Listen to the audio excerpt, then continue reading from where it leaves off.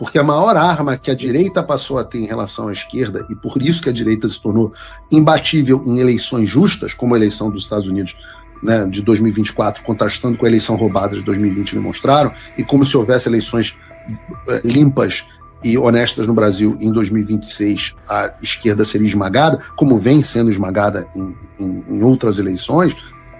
A vantagem da direita está essa conexão com as pessoas comuns. Isso que a gente está falando de uma direita que apoia operações contra o tráfico e uma esquerda que defende o tráfico.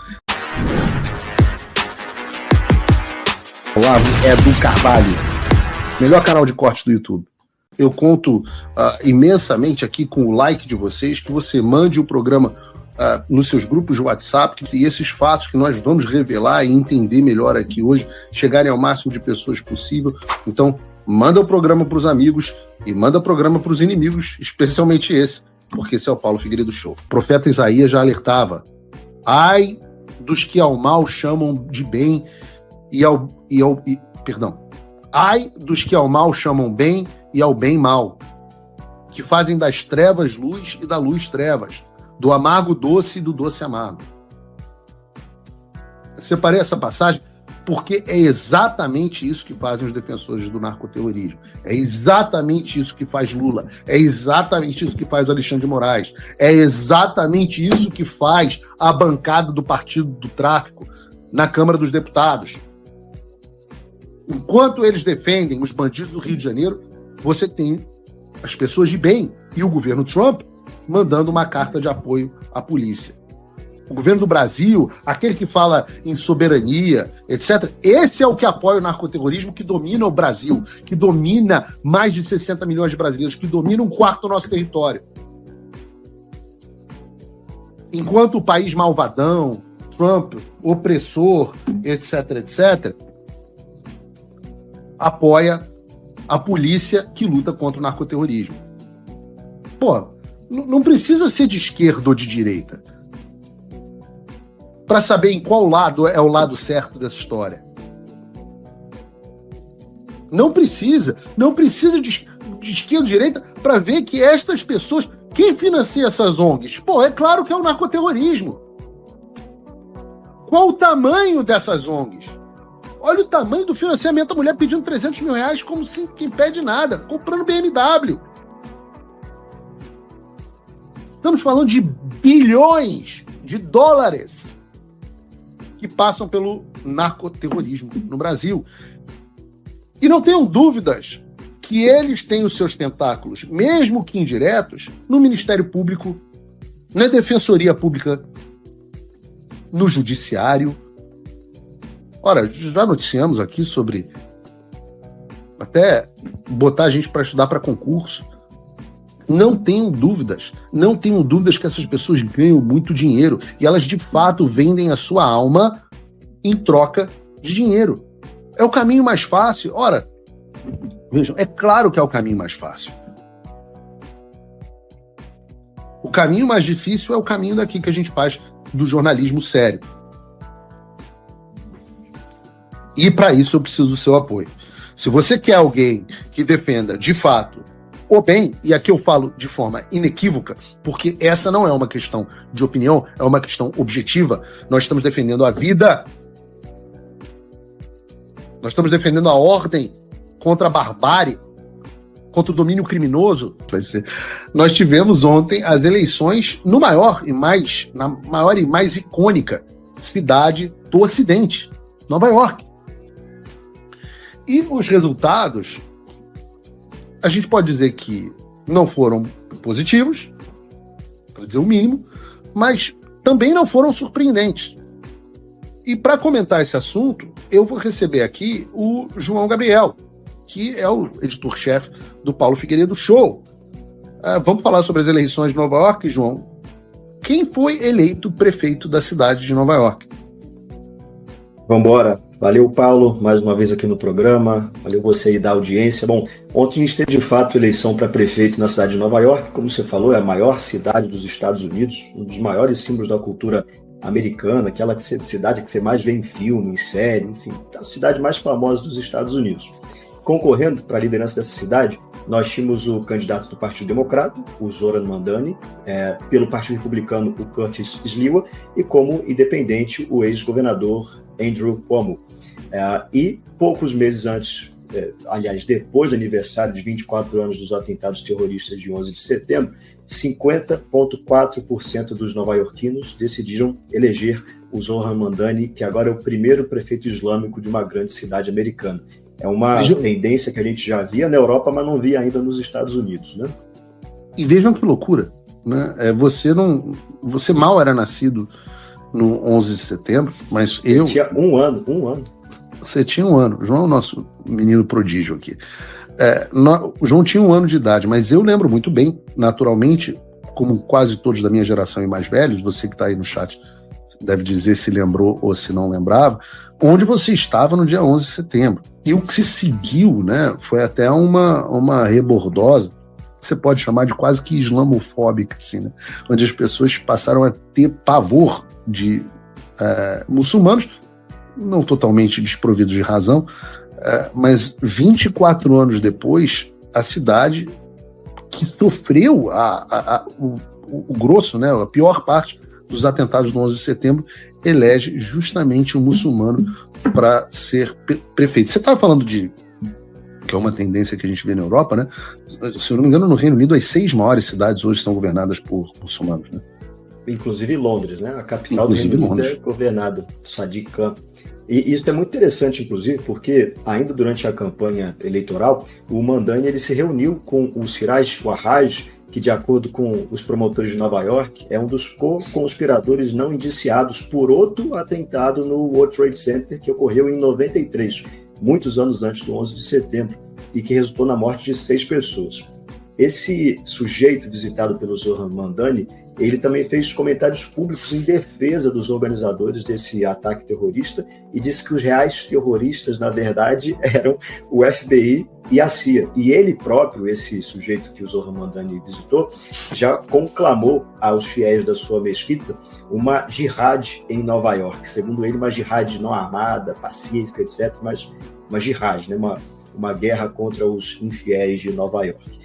E como se tudo isso, esse recorte inteiro já não fosse ruim o suficiente, né? Nada está tão ruim que não possa piorar, o Zoran Mandani, além disso tudo, ele é um autodeclarado socialista.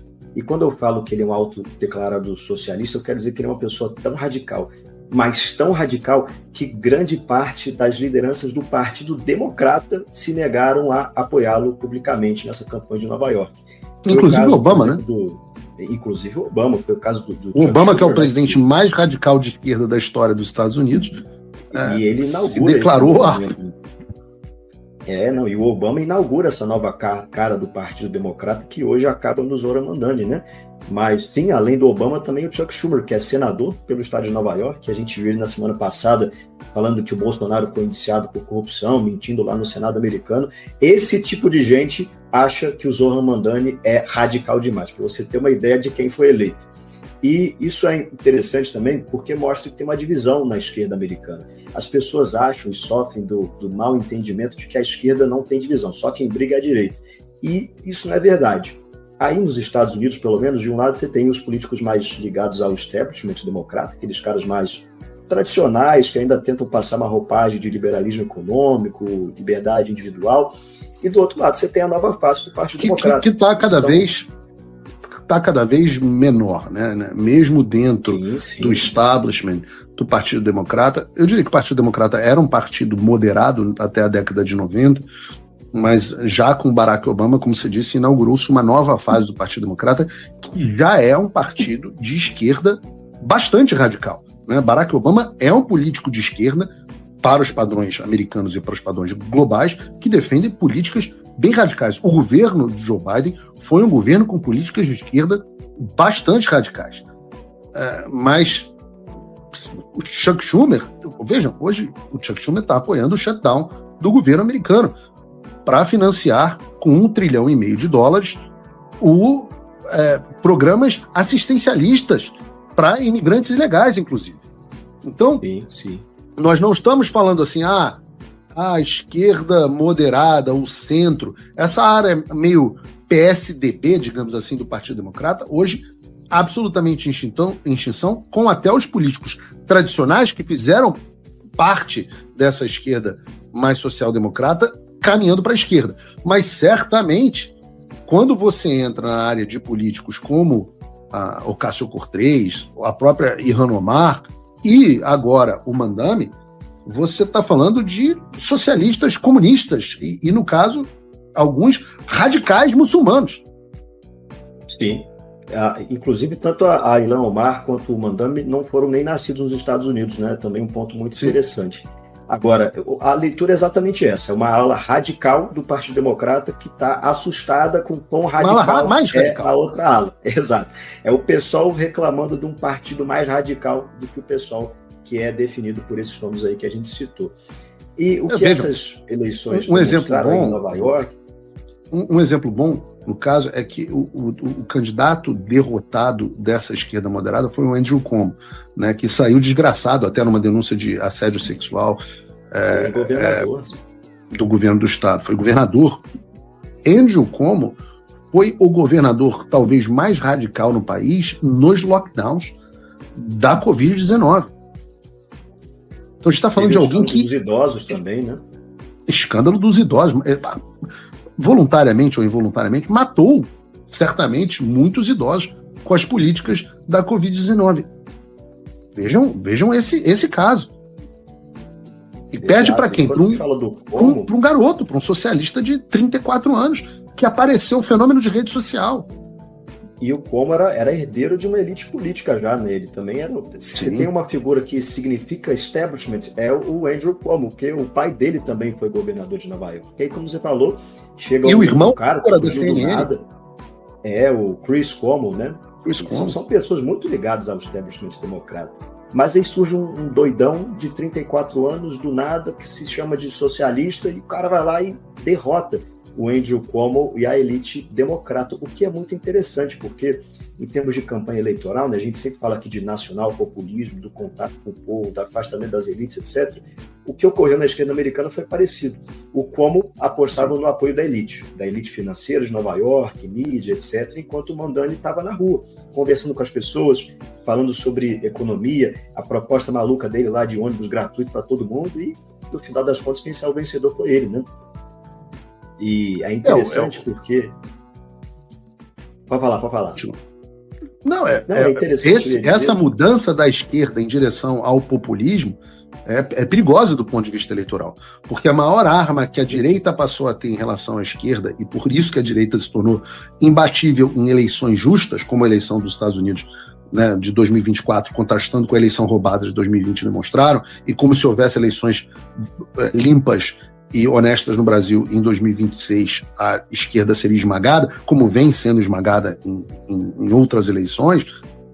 A vantagem da direita está essa conexão com as pessoas comuns. Isso que a gente está falando de uma direita que apoia operações contra o tráfico e uma esquerda que defende o tráfico. Então, a grande arma da direita é a direita ser populista e a esquerda ser establishment. Não é uma questão tanto de ideologia, é uma questão de conexão com as vontades populares. As pessoas, quando você tem um candidato de esquerda que consegue, como o Mandani, capturar a ideia da conexão com o povo e que seja com o povo esquisito de Nova York, porque o povo de Nova York é muito esquisito. Eu me lembro de andar em Nova York e olhar, eu praticamente morei em Nova York, era a minha segunda cidade, eu trabalhava em Nova York nos anos ali de 2011 a 2015, 2016, e veja, já não era Nova York áurea, né? Mas eu via muitas pessoas bonitas em Nova York. Você andava nas ruas de Nova York, as pessoas estavam bem vestidas, bonitas, pessoas arrumadas, né? Toda a ideia dos yuppies, daquela estética, né? Você pode até voltar para Mad Men, né? Os homens da Madison Avenue. Hoje em dia acabou. Você está entrando no hospício, né, cara? O hospício. Quem ficaria bem em Nova York? A comentadora especialista de política pública do Castelo Rá-Tim-Bum. Rapaz, ela tem a cara de nova-iorquino, viu? Porra, em Nova York ela tava ali normal, tranquila. No Texas, as pessoas iam olhar para essa mulher como se ela fosse o que, de fato, ela parece ser um alienígena. Mas em Nova York é uma pessoa comum. Olá, pessoal. Eu sou Eliel, criador do canal Olavo do Carvalho. e eu tenho um recado muito importante para passar para vocês. Só lembrando que a gente tem vídeos novos aqui no canal todos os dias às 18, 19 e 20 horas. E o recado que eu tenho é o seguinte, é uma novidade que agora você pode se juntar ao jornalista Paulo Figueiredo, que vem fazendo a diferença lá nos Estados Unidos e conseguiu, junto com o Eduardo Bolsonaro, fazer o que 512 deputados e 81 senadores ainda não fizeram pelo Brasil. Você pode fazer a diferença se tornando apoiador do Paulo Figueiredo. Entra no link aqui na descrição do site do Paulo Figueiredo e usa o cupom Olavo é do Carvalho. Assim você se torna apoiador do Paulo e ajuda a gente a construir um país melhor, com menos de $5 por mês. Use o cupom Olavo é do Carvalho e se junte aos patriotas que realmente vêm fazendo a diferença pelo Brasil. E se você quiser ajudar ainda mais, você pode se tornar um patrono Gold do Paulo Figueiredo. Com menos de $50 por mês, você tem acesso a um grupo exclusivo e a uma reunião mensal com o Paulo Figueiredo. Lá você pode dar suas ideias e a sua opinião e realmente contribuir para que o Brasil seja um país melhor. Então fica aqui a minha dica, entra no site do Paulo Figueiredo, apoie ele, vamos fazer a nossa parte, que ele está fazendo a dele lá nos Estados Unidos. Valeu, galera, abração.